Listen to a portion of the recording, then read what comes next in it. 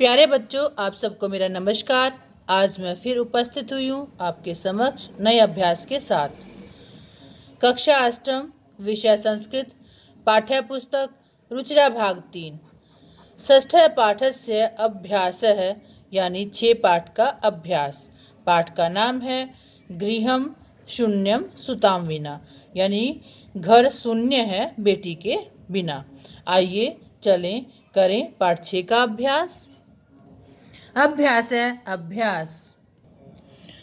प्रश्न नंबर 1, अधोलिखितानां प्रश्नानां उत्तराणि संस्कृत भाषया लिखत। नीचे लिखे गए प्रश्नों के उत्तर संस्कृत भाषा में लिखिए। क दिष्ट्या का समागता, दिष्ट्या भाग्य से, का कौन समागता आई, भाग्य से कौन आई थी बच्चों? शालिनी। दिष्ट्या शालिनी समागता।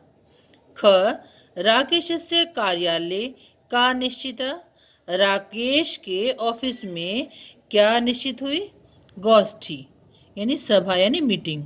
राकेशस्य कार्यालय गोष्ठी निश्चिता।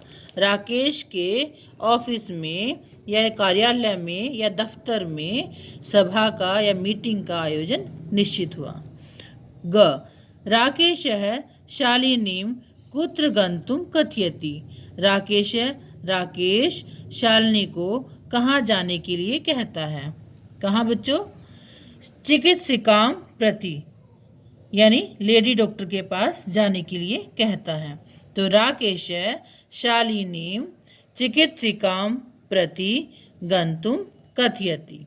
राकेश शालिनी को लेडी डॉक्टर के पास या चिकित्सिका के प्रति जाने के लिए कहता है। घ सायंकाले भ्राता कार्यालयात् आगत्य किम करोति। शाम के समय भाई ऑफिस से या दफ्तर से आकर क्या करता है? सायंकाले भ्राता शाम के समय भाई कार्यालयात् कार्यालय से आगत्य आकर पूजा गृहे पूजा घर में दीपक प्रज्वालयति जलाता है। भवानी स्तुतिं च करोति और भवानी की स्तुति करता है। अंग राकेशः कस्या तिरस्कारं करोति। राकेश किसका तिरस्कार करता है? राकेश तिरस्कार करोति करता है। किसका? सृष्टि उत्पादिन्या शक्त्या। राकेश सृष्टि उत्पादिन्या शक्त्या सृष्टि को पैदा करने वाली शक्ति का तिरस्कारम करोति तिरस्कार करता है। राकेश सृष्टि उत्पादिन्या शक्त्या तिरस्कारम करोति। च शालिनी भ्रातरम काम प्रतिज्ञां कर्तुं कथयति।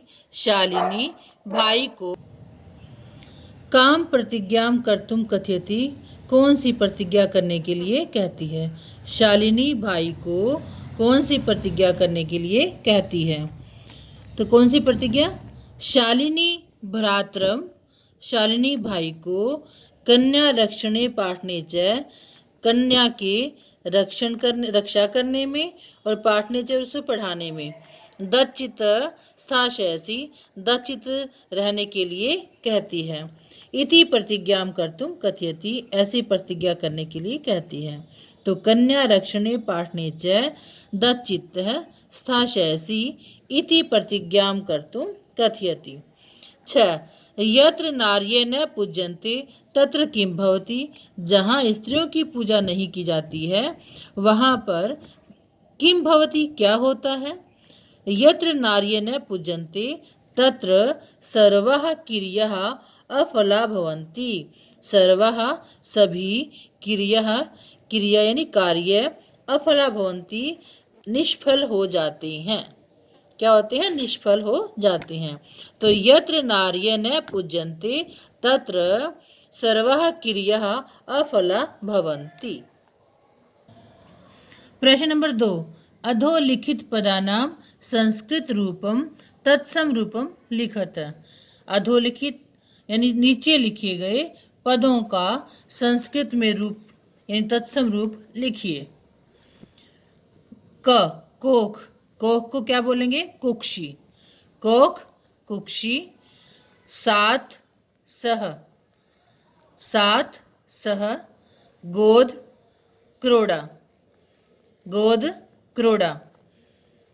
भाई, भ्राता, भाई, भ्राता।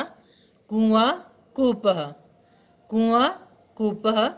दूध, दुग्धम, दूध, दुग्धम।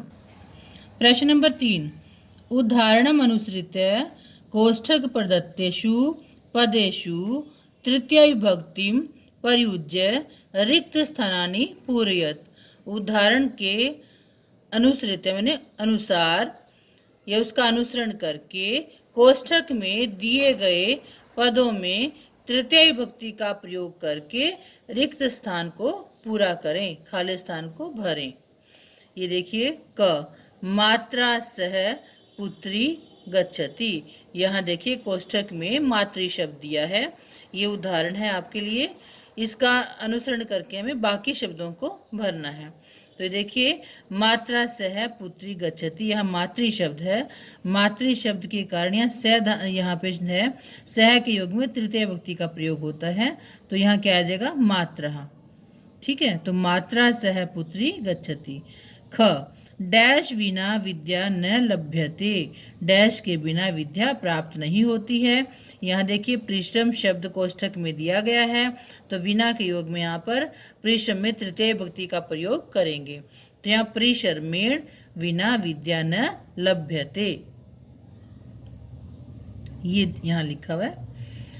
ग, छात्रः डैश लिखति लेखनी, छात्र डैश लिख रहा है या लिखता है।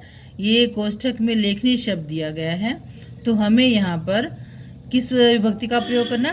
तृतीया का, है ना। ये देखिए तृतीय विभक्ति का प्रयोग करना है। तो लेखनी शब्द है हमारे पास, तो तृतीय विभक्ति के एक वचन में लेखन्या आएगा। क्या आएगा? लेखन्या।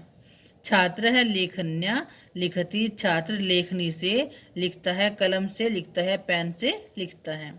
घ, सूरदास है डैश अंध आसीत, सूरदास डैश अंधा था।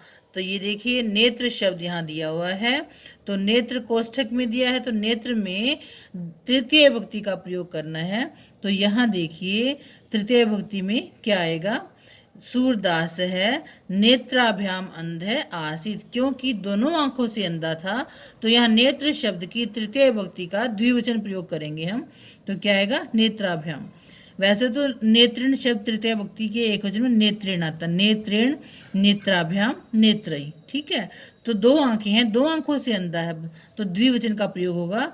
तो सूरदास है नेत्राभ्याम अंध आसीत, ये नेत्राभ्याम आएगा। ठीक है। अंग, स डैश साकम समयम यापयति, वह, स माने वह डैश के साथ समय बिताता है। तो बिताता है समय, कोष्ठक में मित्र शब्द दिया है, तो मित्र शब्द में तृतीय विभक्ति का प्रयोग करना है। तो यहाँ पर मित्रेण आ जाएगा। क्या आएगा? मित्रेण। स मित्रेण साकम समयम यापयति, वह मित्र के साथ समय बिताता है। आगे चलें। प्रश्न नंबर 4, क स्तंभे विशेषण पदम दत्तम, क स्तंभ में विशेषण पद दिए गए हैं। ख स्तंभे च विशेष्य पदम, और ख स्तंभ में विशेष्य पद दिए गए हैं। तयो मेलनम कुरुता, उन दोनों का मेल करना है, उन दोनों को मिलाना है। ठीक है, क्या कहा? क स्तंभे विशेषण पदम दत्तम, क स्तंभ में विशेषण पद दिए गए हैं। ये क स्तंभ है। ठीक है, ये क स्तंभ है, ये सारे विशेषण पद हैं। ख स्तंभे विशेष्य पदम, ये ख स्तंभ है और इसमें सारे विशेष्य पद दिए गए हैं। तो इन दोनों का मेल करना है, कौन किसके साथ उपयुक्त है। ये देखिए, स्वस्था, स्वस्था के साथ आएगा मनोदशा, घ नंबर आएगा। स्वस्था मनोदशा, स्वस्थ मनोदशा। महत्वपूर्णा, महत्वपूर्णा में गोष्ठी शब्द आएगा। महत्वपूर्ण क्या थी? गोष्ठी थी, सभा थी, मीटिंग थी, तो महत्वपूर्णा गोष्ठी। 3 में देखिए जघन्यम, जघन्यम का आएगा कृत्यम, जघन्यम, जघन्यम कृत्यम। आगे देखिए प्रश्न नंबर ये 4 नंबर पे क्रीडंती खेलती हुई, है ना। तो यहाँ देखिए क्या आएगा, पुत्री, क्रीडंती पुत्री, खेलती हुई पुत्री। कुत्सिता, कुत्सिता वृत्ति, बुरी वृत्ति, तो कुत्सिता वृत्ति। प्रश्न नंबर 5, अधोलिखितानां पदानां विलोम पदम पाठा चित्वा लिखत। नीचे लिखे गए पदों का विलोम पदम, विलोम पद यानी उल्टे पद से पाठा चित्वा पाठ से चुनकर लिखिए, यानी इसका उल्टा विपरीत पद को लिखना है। ये देखिए क श्व, श्व का क्या आएगा, अद्य, श्व मैंने आने वाला, कल, ठीक है, तो आज।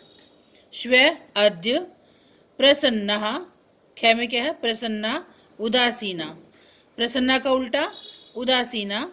ग वरिष्ठा, वरिष्ठ मैंने बड़ा है, तो कनिष्ठा मैंने छोटा, वरिष्ठा कनिष्ठा। घ प्रशंसितम गर्हितम, प्रशंसनीय, और क्या है, जो अप्रशंसनीय हो, जो प्रशंसनीय नहीं है। अंग प्रकाश है, प्रकाश अंधकार है, अंधेरा, प्रकाश अंधकार है। च सफला अफला, सफल जो सफल हो जाता है, और अफला जो सफल नहीं होता है, ठीक है, अफला। छ निरर्थक सार्थक है, बेकार अर्थ सहित, सार्थक है अर्थ सहित, है ना, जो सार्थक हो।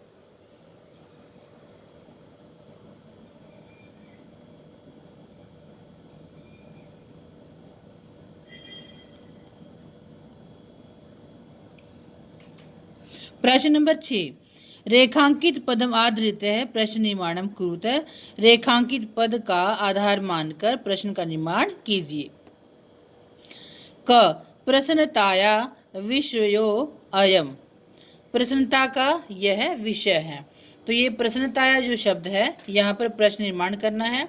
तो यहाँ पर देखिए षष्ठी विभक्ति में क्या आएगा, कस्या, क्या आएगा, कस्या।